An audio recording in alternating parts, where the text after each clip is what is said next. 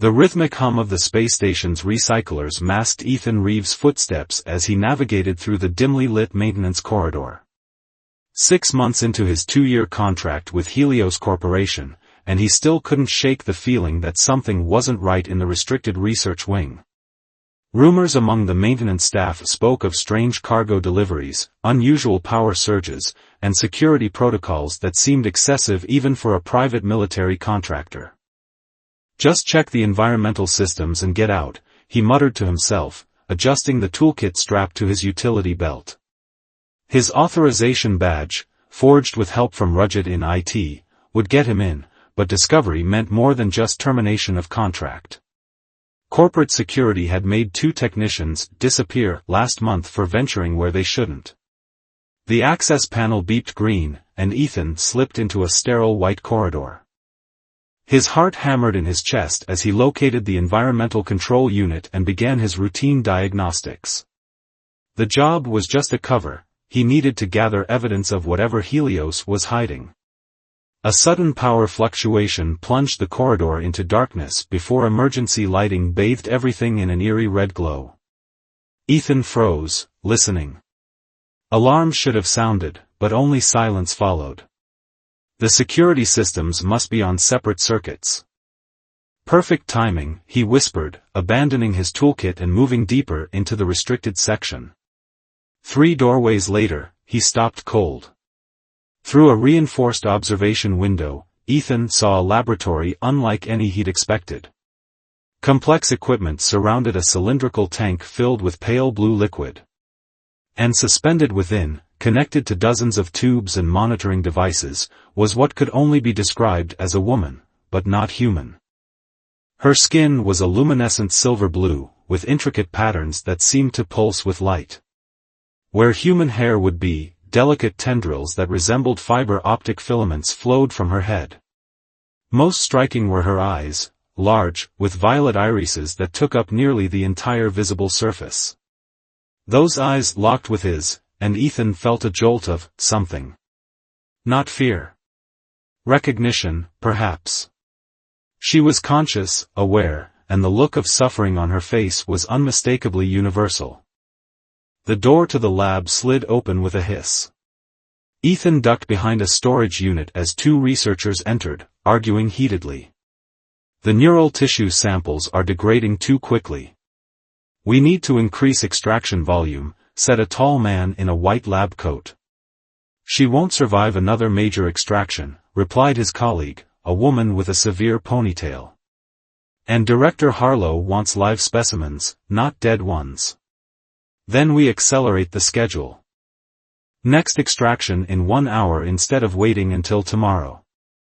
They adjusted equipment settings before exiting through another door. Ethan had seen enough. Whatever scientific breakthrough Helios sought, it didn't justify torture. The emergency lighting flickered, the station systems were still unstable. It was now or never. Inside the lab, he frantically studied the tank controls. The interface was complicated, but his engineering background helped him understand the basic life support functions. Carefully, he initiated the drainage sequence while monitoring the alien woman's vital signs on a nearby screen. As the liquid drained, her body slumped against the glass. The tubes detached automatically, leaving angry marks across her silvery skin. When the tank opened, Ethan caught her as she collapsed forward. She was lighter than he expected, and her skin felt cool to the touch. Up close, he could see that what appeared to be patterns were actually fine, intricate scale-like structures that shifted color with her breathing. "I'm getting you out of here," he said, knowing she couldn't understand but hoping his tone conveyed his intentions. Her eyelids fluttered, and when she looked at him, he felt that strange connection again, stronger this time. She raised a trembling hand to his face, her touch feather-light as her fingertips traced his cheek. A shrill alarm broke the moment. Someone had discovered the power anomaly or the tank disruption. Ethan wrapped the alien woman in a laboratory blanket and lifted her into his arms. "Hold on," he urged, planning his escape route mentally. The maintenance shaft would lead to the shuttle bay. If he could reach his service vessel. They were halfway to the exit when the door slid open. A security officer stepped through, weapon raised. "Stop right there, Reeves." Ethan turned, shielding the alien woman with his body. "She's a sentient being, not a lab specimen." "That's corporate property worth more than your life," the guard snarled, advancing. The alien woman's body suddenly tensed against Ethan's chest. The temperature around them dropped precipitously, and the guard's weapon froze, literally, the metal cracking in his hands. "What the guard never finished." The alien woman extended her arm, and he was thrown backward against the wall with incredible force. Ethan stared at her in shock as she met his gaze with equal intensity. She gestured weakly toward the exit. They ran, alarms blaring behind them. By the time they reached his shuttle, security was in full pursuit. Ethan strapped the weakened alien to the co-pilot's seat and initiated emergency launch protocols. The shuttle broke free from the station amid weapons fire that damaged their propulsion system. As they limped away into the asteroid fields surrounding the station, Ethan realized his life had irrevocably changed course. There was no going back now. Beside him, the alien woman watched the stars with an expression of wonder and fear. When she turned to him, her lips moved, forming what seemed like words he couldn't understand. But somehow, deep in his mind, he felt rather than heard, "Thank you." The shuttle drifted between two enormous asteroids, its damaged propulsion system sputtering intermittently. Inside the cramped cabin, Ethan winced as he applied a medical patch to the plasma burn on his shoulder. "At least we're still breathing," he muttered, glancing at his alien companion. Valia, she had somehow communicated her name to him during their first night of escape, sat curled in the co-pilot's seat, her luminescent skin dimmed to a pale blue. The laboratory's experiments had left her weakened, with puncture wounds along her spine still seeping a silvery fluid. When Ethan approached with the medkit, she initially recoiled, memories of the scientist's treatments still fresh. But after watching him tend his own wounds, she cautiously extended her arm, revealing a deep gash. "This might sting," he said softly, though he knew she couldn't understand his words. As he cleaned the wound, her large violet eyes never left his face. The intensity of her gaze made him uncomfortable, not with fear, but with the uncanny sensation that she was seeing more than just his physical form. The shuttle's warning system interrupted. "Oxygen levels at 60%. Recommend immediate repair." Ethan moved to the maintenance panel, but his injured shoulder limited his movement. Struggling with a stubborn coupling, he swore under his breath, until slender silver-blue fingers appeared beside his, gently pushing his hands away. Valia examined the oxygen recycler briefly before reconnecting several damaged components in a configuration Ethan hadn't considered. The system hummed back to life. "You understand our technology?" he asked, astonished. Valia tilted her head, then closed her eyes. Ethan felt a strange tingling sensation at the base of his skull. When she opened her eyes again, she pointed to his temple, then to hers, making a flowing gesture with her hands. "You're trying to communicate telepathically?" Over the next several days, as they drifted through the asteroid field, their unusual communication deepened. It began with simple images and emotions, hunger, pain, gratitude, but gradually became more complex. Ethan would sometimes find himself dreaming of crystal spires rising from violet oceans, of beings like Valia gliding through water and air. He taught her human words by pointing to objects and speaking clearly. Her pronunciation was impossible, her vocal structures weren't designed for human speech, but in his mind, her voice became increasingly distinct.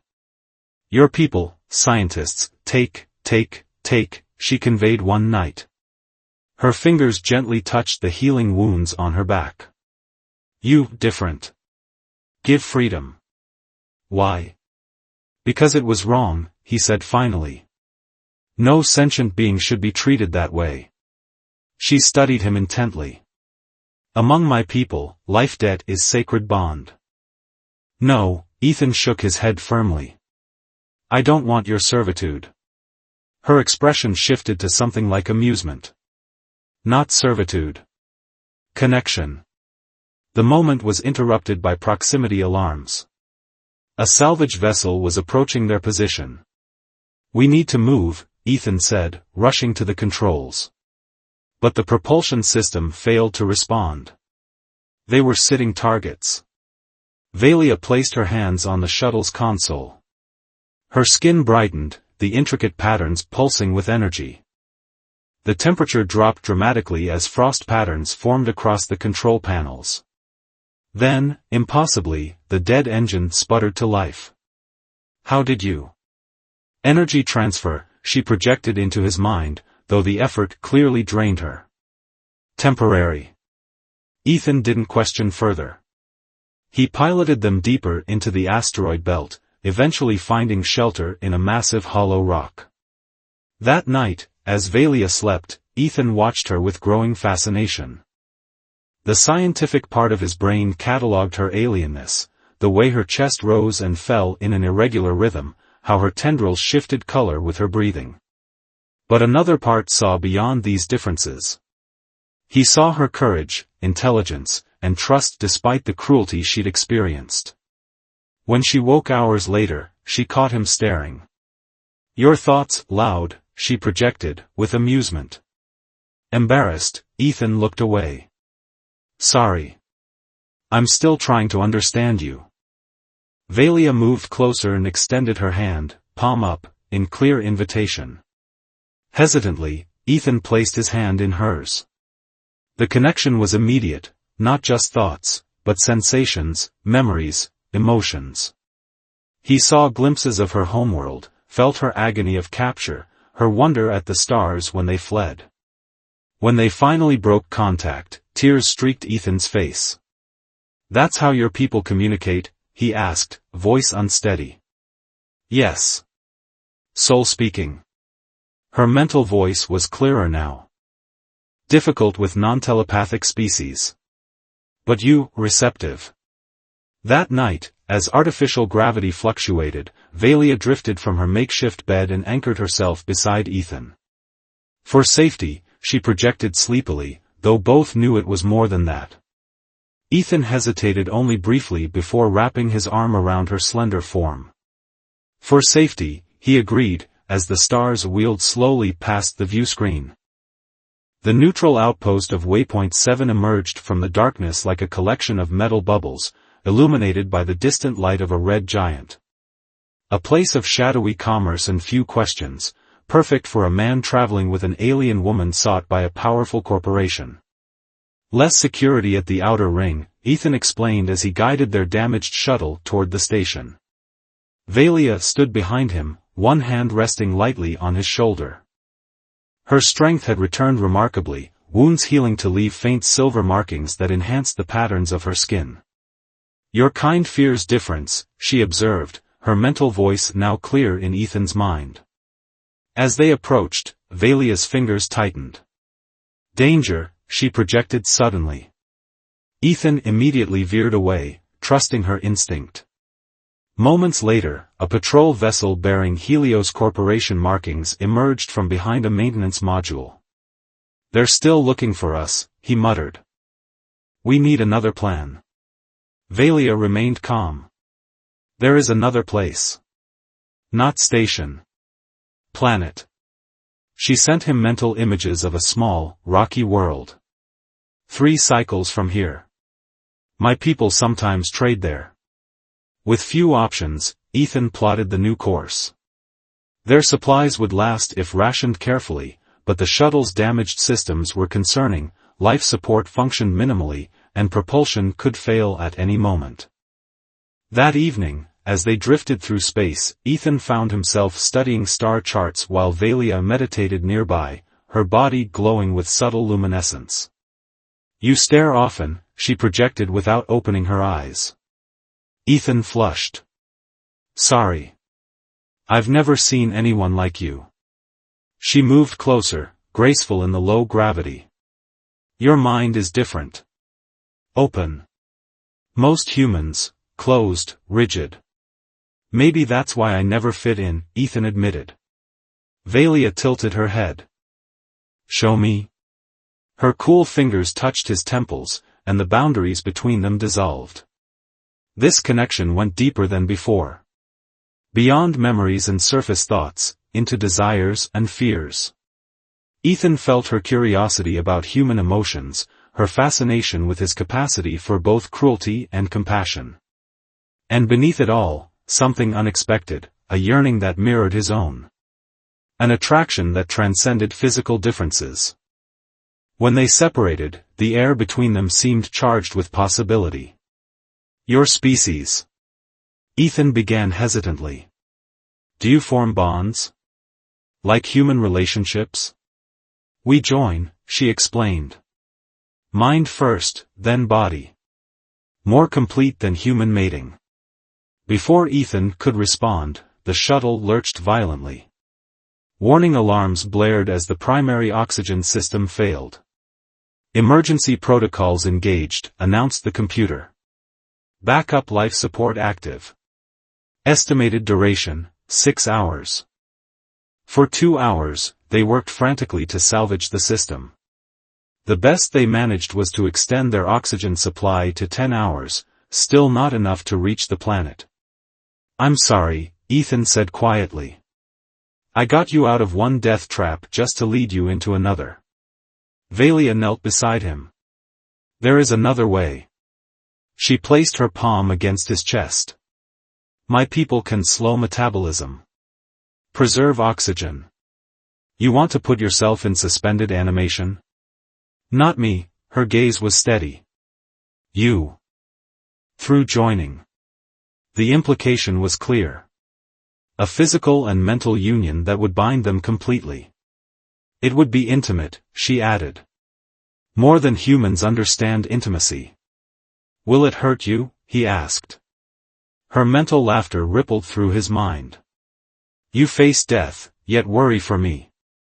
The decision crystallized instantly. Show me.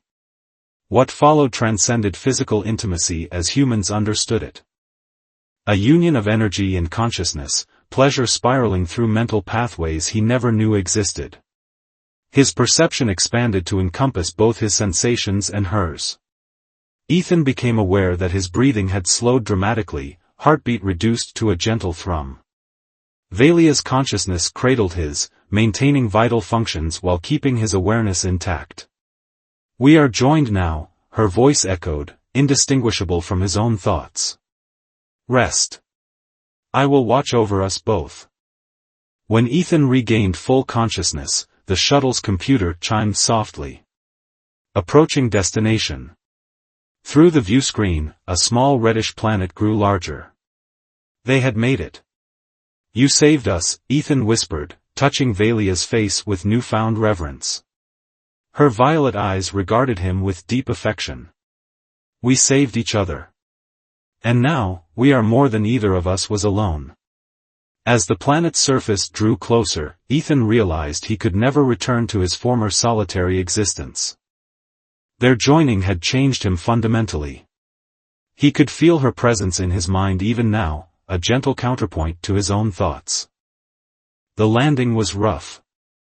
Atmospheric interference had scrambled their navigation systems, forcing Ethan to guide the damaged shuttle manually through swirling red dust storms.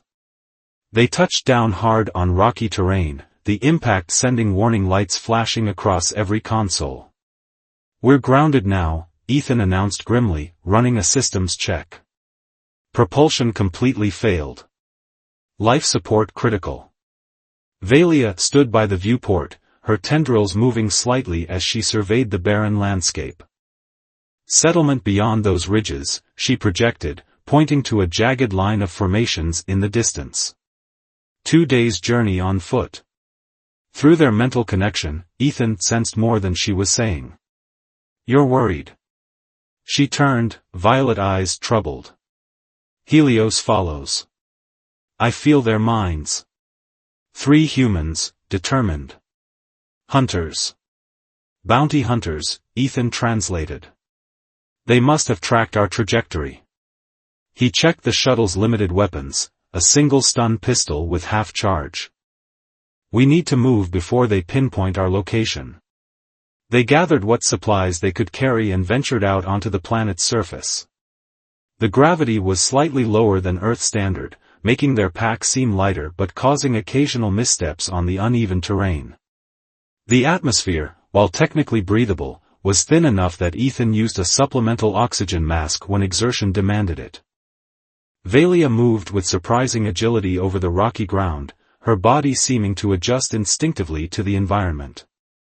My people visited this world long ago, she explained as they navigated a narrow pass. Trade with local species before they died out. What happened to them? Ethan asked. Star change. Too hot. They could not adapt. She paused, her head tilting as if listening to something beyond human perception. There, she pointed to a structure half buried in the mountainside ahead, a curved archway inscribed with symbols similar to the patterns on her skin. A shelter? Sacred place. Gateway. She led him toward it with growing excitement. May still function. Before Ethan could ask what she meant, the distant whine of engines cut through the thin air.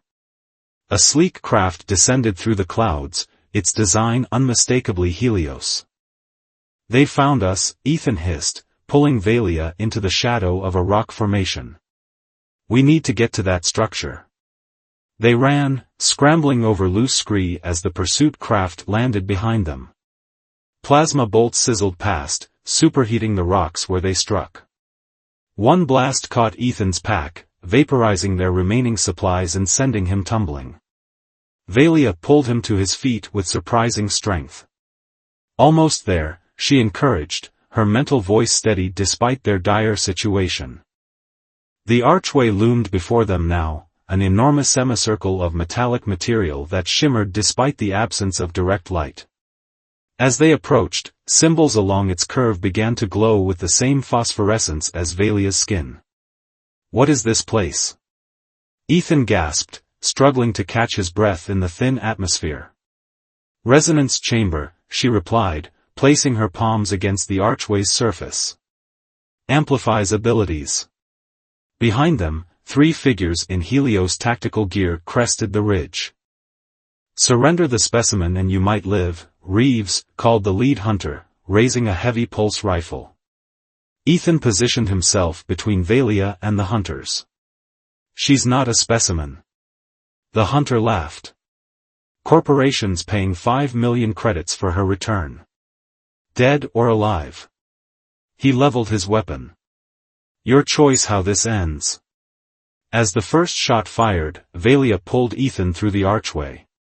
Inside was a domed chamber with walls covered in the same glowing symbols. The moment they crossed the threshold, Velia's entire body illuminated with brilliant blue light.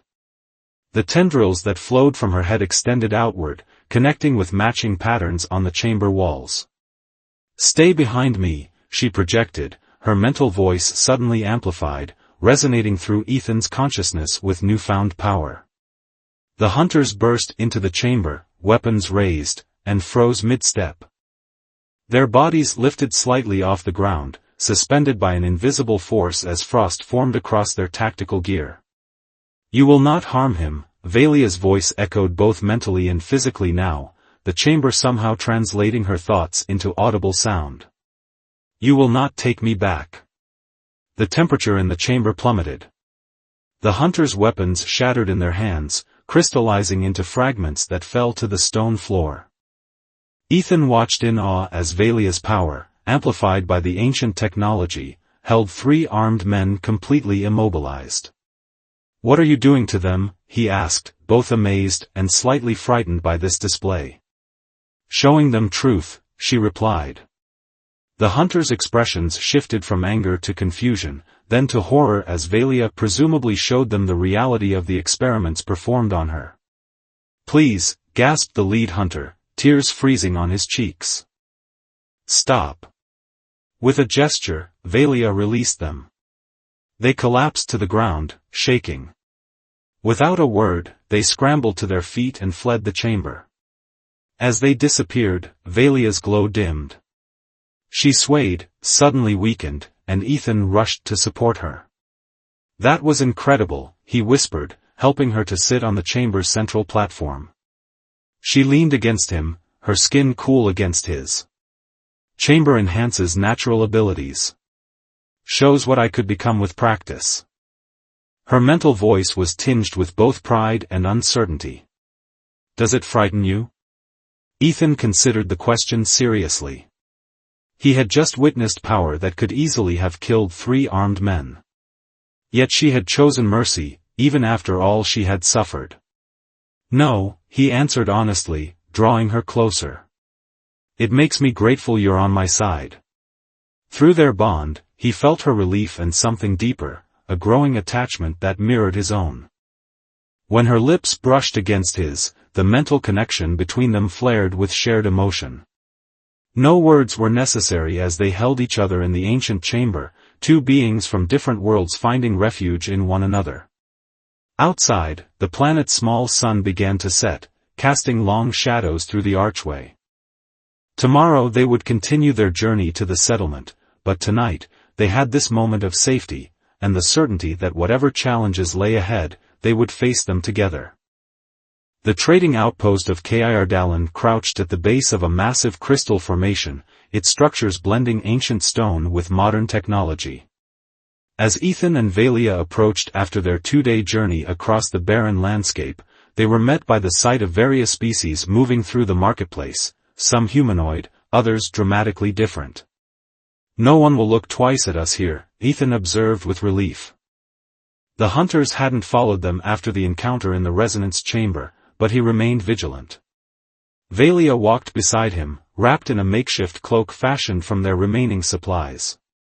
Her luminescent skin was dimmed to a subtle glow, but her presence still drew occasional curious glances. "My people visit this outpost during the 3rd moon cycle," she explained.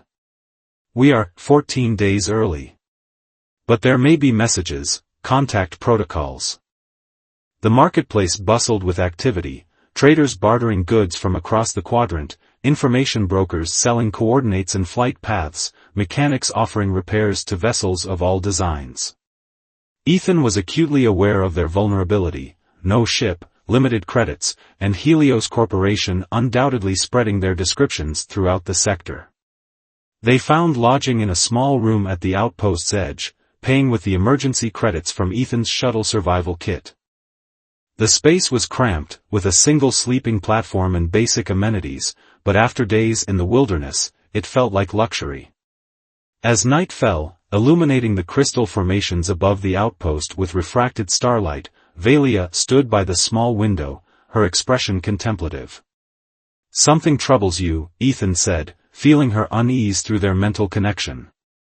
She turned to him, violet eyes reflecting the crystalline light. "Soon I must choose," she projected. "My world or yours." The simplicity of the statement belied its weight. They had avoided discussing the future during their journey, focused only on survival. But now, in relative safety, reality could no longer be deferred. "Your people," Ethan began carefully, "would they accept me? A human?" Valia approached him, her movements graceful even in the confined space. "My kind has never bonded with humans. There would be resistance." She placed a cool hand against his cheek. "But the joining we share is sacred. Some would understand. And if you stayed in human space? Helios would never stop hunting you." "True," she acknowledged. "But there are places beyond their reach. Frontier worlds where differences are tolerated." Through their mental link, Ethan felt the complexity of her emotions, longing for her homeworld's telepathic communion, fear of rejection for bonding with a human, and genuine affection for him that had grown beyond mere gratitude for her rescue. "There is another possibility," Valia suggested after a moment of silence. Her tendrils shifted color with what Ethan had come to recognize as nervous energy. "The joining we share can deepen. Become permanent." "What would that mean?" "We would change, both of us. I would gain more of your physical resilience. You would develop more of my telepathic sensitivity. Her mental voice carried both hope and apprehension. We would belong neither fully to my world nor yours, but to each other. The prospect was both thrilling and terrifying. Is it dangerous? All transformation carries risk, she admitted. But the resonance chamber prepared the way. Our minds are already linked. Our bodies have begun to adapt. Ethan realized with a start that she was right. Since their intimate joining in the shuttle, he had noticed subtle changes, increased sensitivity to others' emotions, dreams filled with telepathic impressions, even a slight luminescence to his skin when they touched. Before he could respond, a commotion outside drew their attention. Through the window, they saw a vessel descending toward the outpost's landing area, sleek and organic in design, unlike any human ship. Valia's excitement surged through their bond. My people. 2 cycles early. Her joy quickly tempered with uncertainty as she looked back at Ethan. Now decision comes. They made their way to the landing area, keeping to shadows. The vessel had attracted attention, its design was clearly advanced beyond most technology at the outpost. As its hatches opened, 3 beings emerged, each similar to Valia in their silver-blue skin and luminescent patterns, though with variations in height and feature. Valia stepped forward into the light, her own patterns brightening in recognition. The visitors froze, then rushed toward her in what Ethan perceived as joyful reunion. No words were spoken, but the telepathic communion was evident in their synchronized movements and the rippling colors across their skin. Ethan remained in the shadows, a strange mixture of happiness and loss washing over him. He had always known this moment might come, Valia returning to her kind, leaving him behind. Despite their connection, how could he compete with the fullness of communion with her own species? But then Valia turned, extending her hand toward him. Come, she projected, her mental voice warm with affection. Meet my kin. Hesitantly, Ethan stepped forward. The 3 visitors regarded him with visible surprise, their tendrils shifting rapidly in what he sensed was private communication. This is Ethan, Valia introduced him, both mentally and with gestures. He freed me from human captivity. We are joined. The tallest of the visitors approached, studying Ethan with eyes even more intensely violet than Valia's. After a moment, a tendril extended, gently touching Ethan's forehead. The mental contact was different from Valia's, more formal, analytical, yet not unkind. Images flashed between them, Ethan's rescue of Valia, their journey, the resonance chamber. When the connection broke, the visitor stepped back, expression unreadable. Guardian Talon accepts our bond, Valia projected to Ethan, relief evident in her mental voice. He offers choice. Through Valia, Ethan understood the options. She could return with her people, bringing Ethan as an honored guest but not a true member of their community. Or they could complete their transformation, becoming something new, neither fully human nor fully of her kind, but welcome in both worlds. The path is yours, Talon projected directly to Ethan, surprising him with the clarity of the communication. But know that full transformation cannot be undone. As dawn broke over the crystal formations, casting rainbow light across the outpost, Ethan and Valia stood before the assembled group of her people. The decision had not been easy, but in the end, it had felt inevitable. The completion of a journey begun the moment he had seen her suspended in that laboratory tank. The transformation ritual took place aboard the visitor's vessel, in a chamber reminiscent of the ancient resonance arch where Valia had revealed the full extent of her abilities. As Ethan and Valia joined minds more deeply than ever before, their physical forms began to change, subtle shifts in cellular structure, adjustments to neural pathways, exchanges of genetic information that science could not explain. When it was complete, Ethan looked at his reflection in the chamber's crystalline wall. His eyes now held a hint of violet, and beneath his skin, faint luminescent patterns pulsed in sync with his heartbeat. Beside him, Valia appeared more solid, her features slightly more human while maintaining her ethereal beauty. "What happens now?" he asked, both verbally and mentally, finding the dual communication oddly natural. Valia's response flowed through their now permanent bond. "Now we chart our own path. Ambassador bonds between worlds." As their vessel lifted away from the outpost, Ethan watched the red planet recede through the viewport.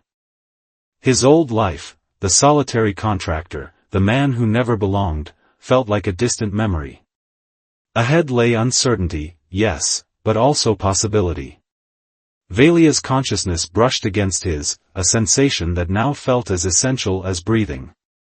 Through her perception, he saw not just the visible stars, but the currents of energy connecting them, the patterns of life scattered across the galaxy.